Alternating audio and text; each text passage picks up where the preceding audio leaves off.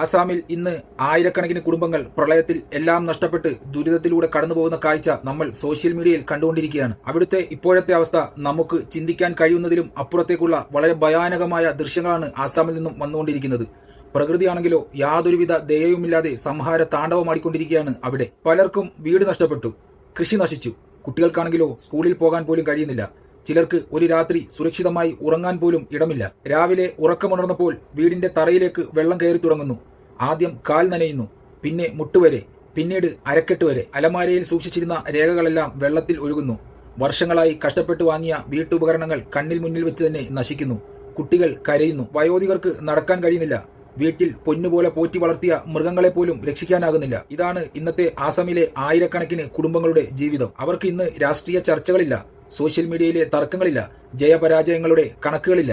അവർക്ക് ഇപ്പോൾ വേണ്ടത് ഒരു നേരത്തെ ഭക്ഷണം, കുടിക്കാനുള്ള ശുദ്ധജലം, സുരക്ഷിതമായി ഒന്നുറങ്ങാനുള്ള ഒരു സ്ഥലം, കുഞ്ഞുങ്ങൾക്ക് മരുന്ന്, ജീവിച്ചിരിക്കാനുള്ള ഒരു പ്രതീക്ഷ. ഒരമ്മ തന്റെ കുഞ്ഞിനെ നെഞ്ചോട് ചേർത്ത് പിടിച്ചുകൊണ്ട് വെള്ളത്തിനടിയിൽ നിൽക്കുന്നു. ഒരച്ഛൻ തന്റെ കുടുംബത്തെ രക്ഷിക്കാൻ വേണ്ടി നെഞ്ചോളം വെള്ളത്തിലൂടെ നടക്കുന്നു. സ്കൂളുകൾ ദുരിതാശ്വാസ ക്യാമ്പുകളായി മാറുന്നു. ഇന്നലെ വരെ ചിരിയും സന്തോഷവുമായിരുന്ന വീടുകൾ ഇന്ന് വെള്ളത്തിനടിയിലാണ്. ഇവിടെ നമ്മൾ ഒരു കാര്യം മനസ്സിലാക്കേണ്ടതുണ്ട്. ഇവിടെ പ്രകൃതി നമ്മളോട് ആരോടും ചോദിച്ചില്ല നീ ഏത് ജാതിക്കാരനാണ്, നീ ഏത് മതക്കാരനാണ്, നീ ഏത് രാഷ്ട്രീയ പാർട്ടിയെ പിന്തുണയ്ക്കുന്നു എന്ന്. ഇവിടെ ഒരു കാര്യം മനസ്സിലാക്കിക്കൊള്ളൂ, പ്രകൃതിക്ക് ജാതിയില്ല, മതമില്ല, നേതാക്കന്മാരില്ല.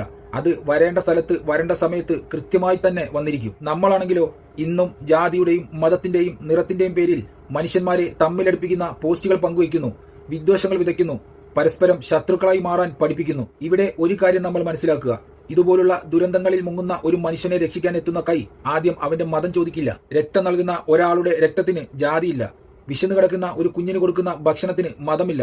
മുങ്ങിത്താഴുന്ന ഒരു മനുഷ്യനെ രക്ഷിക്കാൻ വരുന്ന വള്ളത്തിൽ ജാതി എഴുതിയിട്ടില്ല. അതിനാൽ ജാതിയുടെയും മതത്തിന്റെയും പേരിൽ ജനങ്ങളെ തമ്മിലടുപ്പിക്കാൻ ശ്രമിക്കുന്നവർ ഇന്നത്തെ ആസാമിലേക്ക് ഒന്ന് നോക്കൂ. എത്രയോ പിഞ്ചുമക്കൾ ജീവന് വേണ്ടിയും ഭക്ഷണത്തിന് വേണ്ടിയും നിലവിളിക്കുന്ന ദയനീയ കാഴ്ച. മാതാപിതാക്കൾ നഷ്ടപ്പെട്ട് എന്ത് ചെയ്യണമെന്നറിയാതെ പകച്ചു നിൽക്കുന്ന പിഞ്ചുമക്കൾ, മക്കളെ നഷ്ടപ്പെട്ട് പൊട്ടിക്കരയുന്ന മാതാപിതാക്കൾ. ഇതൊക്കെ കാണുമ്പോൾ എങ്ങനെയാണ് മനുഷ്യ നമുക്ക് നിസ്സാര കാര്യത്തിന്റെ പേരിൽ തമ്മിൽ തല്ലാനും തല്ലിപ്പിക്കാനും തോന്നുന്നത്? അവിടെ ആളുകൾക്ക് ഇപ്പോൾ വേണ്ടത് വിദ്വേഷമല്ല, സഹായമാണ്. അവിടെ വേണ്ടത് മുദ്രാവാക്യങ്ങളല്ല, മരുന്നുകളാണ്.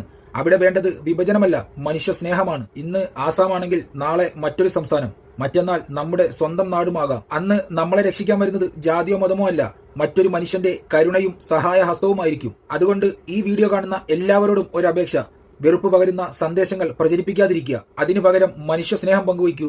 ദുരിതം അനുഭവിക്കുന്നവർക്ക് വേണ്ടി പ്രാർത്ഥിക്കൂ. കഴിയുമെങ്കിൽ സഹായിക്കൂ. ആസാമിലെ ജനങ്ങളും പിഞ്ചു മക്കളും അനുഭവിക്കുന്ന ഇന്നത്തെ ദുരിതങ്ങളും പ്രയാസങ്ങളും ദൈവം എത്രയും പെട്ടെന്ന് മാറ്റിക്കൊടുക്കട്ടെ. നമുക്കെല്ലാവർക്കും ചേർന്ന് അവർക്ക് വേണ്ടി പ്രാർത്ഥിക്കുകയും നമ്മളാൽ കഴിയുന്ന സഹായങ്ങൾ അവിടെ എത്തിക്കുകയും ചെയ്യുക. കാരണം അവരും നമ്മുടെ സഹോദരങ്ങളാണ്. അതുകൊണ്ട് തന്നെ അവരെ രക്ഷിക്കേണ്ടതും സംരക്ഷിക്കേണ്ടതും നമ്മളുടെ ഓരോരുത്തരുടെയും ഉത്തരവാദിത്തമാണ്. ഈ ഒരു സന്ദർഭത്തിൽ ഒരു കാര്യം കൂടി പറയട്ടെ, പ്രകൃതി നമ്മെ ജാതിയുടെ പേരിലോ മതത്തിന്റെ പേരിലോ വേർതിരിക്കുന്നില്ല. പിന്നെ നമ്മൾ പരസ്പരം എന്തിനു വേർപിരിയണം? നമുക്ക് മനുഷ്യനായി ജീവിക്കാം, മനുഷ്യന്മാരെ ചേർത്ത് പിടിക്കാം.